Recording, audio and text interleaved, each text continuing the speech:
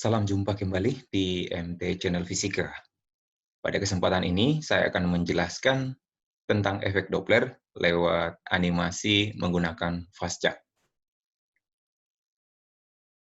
Dalam efek Doppler, seperti yang sudah saya jelaskan sebelumnya, itu merupakan fenomena di mana frekuensi yang didengarkan oleh pengamat bunyi atau orang ini berbeda dengan frekuensi yang dikeluarkan oleh sumber bunyi. Akibat adanya gerak relatif antara pengamat dan sumber. Bisa jadi si pengamatnya yang bergerak mendekati atau menjauhi, atau bisa jadi sumbernya yang bergerak mendekat atau menjauhi, atau bahkan dua-duanya, sumber dan bergerak bisa jadi saling mendekat atau menjauh. Untuk pertama ini, saya akan menjelaskan bagaimana kalau pengamat bunyi bergerak mendekati sumber bunyi yang diam.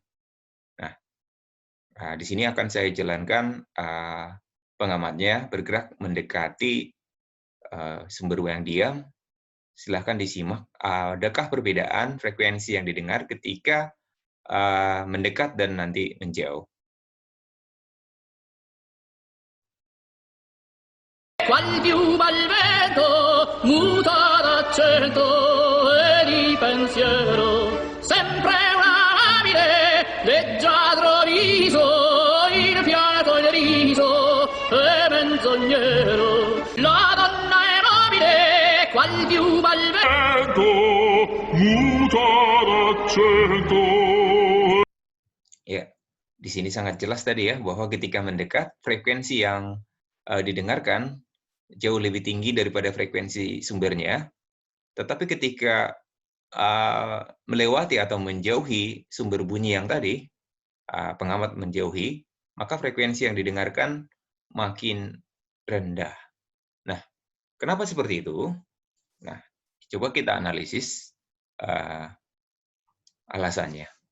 Pertama, kita lihat ya, sumber bunyinya diam, orang yang bergerak. Nah, ketika sumber bunyi diam, orang bergerak, apa yang berbeda? Maka yang berbeda nanti, kecepatan bunyinya sampai di telinga orangnya. Kecepatan bunyinya, ya jadi V-nya.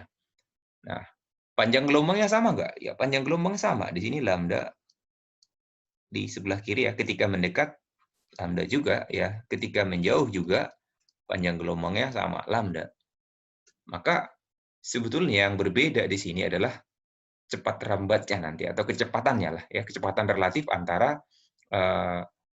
si pendengarnya itu mendekati bunyinya ya dengan bunyinya sendiri. Jadi bunyinya itu akan datang menyusul atau menyongsong si pengamat atau pendengar dengan kecepatan V. Nah, ini biasanya yang 340 meter per detik. Sementara orangnya juga datang bergerak ke sana, ya, mendekati bunyinya sendiri dengan kecepatan katakan V pendengar, atau dalam hal ini dituliskan U, ya gitu ya. Maka frekuensi yang didengarkan pendengar ketika mendekati tadi itu sama dengan V aksen dibagi dengan lambda. Nah, V aksennya yaitu adalah karena dia mendekat ya tadi ya, maka otomatis jadi V ditambah dengan U.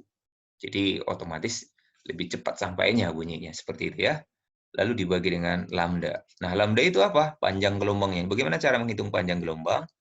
Yaitu, kan dia memiliki frekuensi F dan cepat rambat gelombangnya adalah V, maka V lambda kali F berarti lambda sama dengan V per F. F di sini adalah frekuensi yang dikeluarkan oleh si sumbernya, berarti Fs.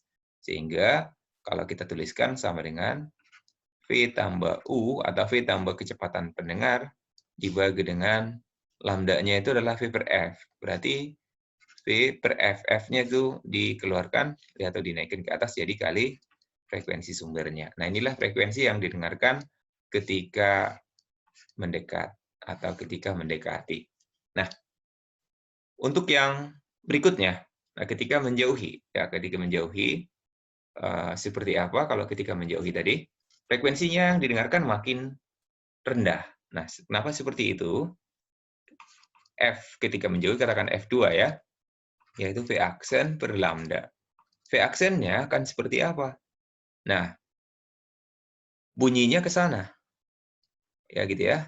Tapi orangnya juga ke sana.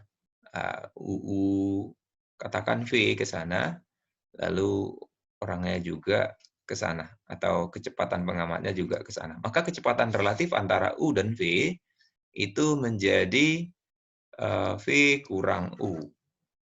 Nah, V kurang U dibagi lambdanya tadi adalah V per F, berarti F-nya itu dinaikin ke atas jadi Fs. Nah, inilah yang terjadi ketika pengamat menjauhi sumber. Makanya, ketika pengamat menjauhi sumber, frekuensi yang didengarkan lebih rendah. Nah, terbukti dari sini ya, V min U per V dikali Fs. Nah, sekarang kita akan melihat bagaimana kalau si pengamat yang bergerak, isi sumber yang bergerak mendekati pengamat. Oke. Nah, di sini ada sumber yang nanti kita buat bergerak. Lalu di sini ada pengamat, ada 3 pengamatnya. Pengamat 1 yang sebelah kiri, pengamat 2 sama-sama diam, dan pengamat 3 ini yang di dalam mobil juga ikut bergerak bersama-sama bunyi, itu pengamat 3. Nah, di mana ini bisa kita pindah-pindahkan nanti yang kita tinjau. Ada 3 pengamat bisa kita tinjau. Nah, pertama coba kita tinjau pengamatnya ini yang bergerak sama-sama dengan sumber bunyinya. Apakah terjadi efek Doppler? Nah, tentu ini tidak ada efek Doppler karena gerak relatif antara pengamat dan sumber tidak ada. Nah, coba kita putarkan atau kita jalankan. La donna è nobile, qual piuma al vento, muta d'accento. Nah, frekuensi yang didengarkan pendengar dalam hal ini, pendengarnya adalah pendengar yang itu bergerak dengan sumber, akan sama dengan frekuensi yang dikeluarkan. Akan tetapi akan berbeda dengan frekuensi yang didengarkan oleh pengamat yang di sini, pengamat yang di belakang atau yang ditinggalkan oleh sumber bunyi, atau yang dijauhi, dan berbeda dengan frekuensi yang didengarkan oleh pengamat yang sedang didekati oleh sumber bunyi. Nah, kalau frekuensinya kita dengarkan lagi, nah, itu frekuensi yang sama dengan frekuensi sumber bunyi. Coba kita tinjau frekuensi yang didengarkan oleh pengamat yang sedang didekati atau sumber yang mendekati pengamat ini. Coba kita dengarkan. Nah, dia lebih tinggi frekuensinya. Nah, kenapa lebih tinggi frekuensinya? Nah, itu karena didekati. Alasannya apa? Nah, coba kita lihat. Kita analisis dari panjang gelombang. Nah, coba kita amati panjang gelombangnya berbeda nggak? Ketika mendekati sumber dan ketika menjauhi sumber. Nah, ketika sumbernya bergerak, coba kita lihat panjang gelombangnya di sini akan berbeda. Ini katakan ini lambda untuk pengamat 2, ya gitu ya. Lambda 2, dan ini lambda untuk pengamat 1, lambda 1. Di sini lambda 1 lebih besar daripada lambda 2. Nah, kenapa seperti itu? Nah, kalau kita lihat, sumbernya itu bergerak ke kanan. Nah, katakan kecepatan sumbernya itu adalah W gitu ya. Sedangkan bunyinya sendiri bergerak ke kanan. Dengan kecepatan bunyi di udara itu V. Maka kecepatan relatif antara bunyi dan sumbernya akan menjadi V aksen. Nah, V aksen itu dalam hal ini adalah V min W, karena bergerak ke arah yang sama. Nah, seperti itu. Maka frekuensi yang didengarkan oleh pengamat yang ada di dekat ini, itu F2 katakan, akan menjadi V per lambda 2. Nah, di sini lambda 2-nya itu adalah, lambda 2-nya akan jadi makin pendek. Kenapa tadi? karena kecepatan relatifnya jadi dikurangkan ya gitu ya. Jadi V min ya, min W dibagi dengan frekuensi sumbernya.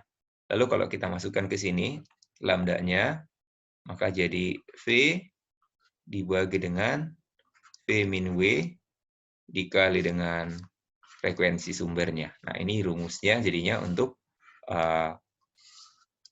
frekuensi yang didengarkan oleh pengamat yang didekati oleh sumber bunyi. Nah, bagaimana dengan frekuensi yang didengarkan oleh pengamat yang sedang dijauhi sumber bunyi? Nah, kita dengarkan dulu seperti apa.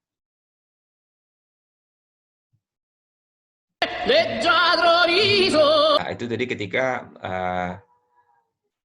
frekuensi yang didengarkan pengamat yang sedang didekati sumber. Nah, coba kita pindahkan pengamatan kita untuk orang yang dijauhi sumber bunyi.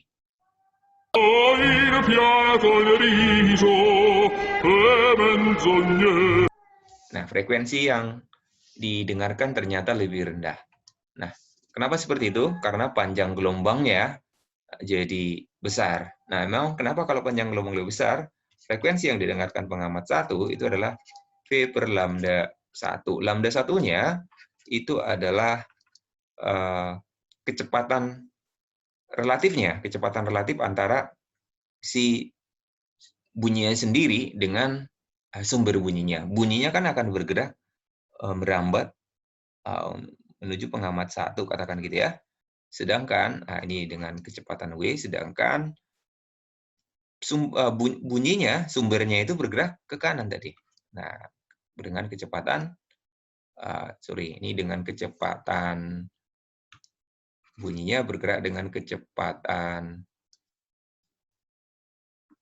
bunyi tadi bergerak dengan kecepatan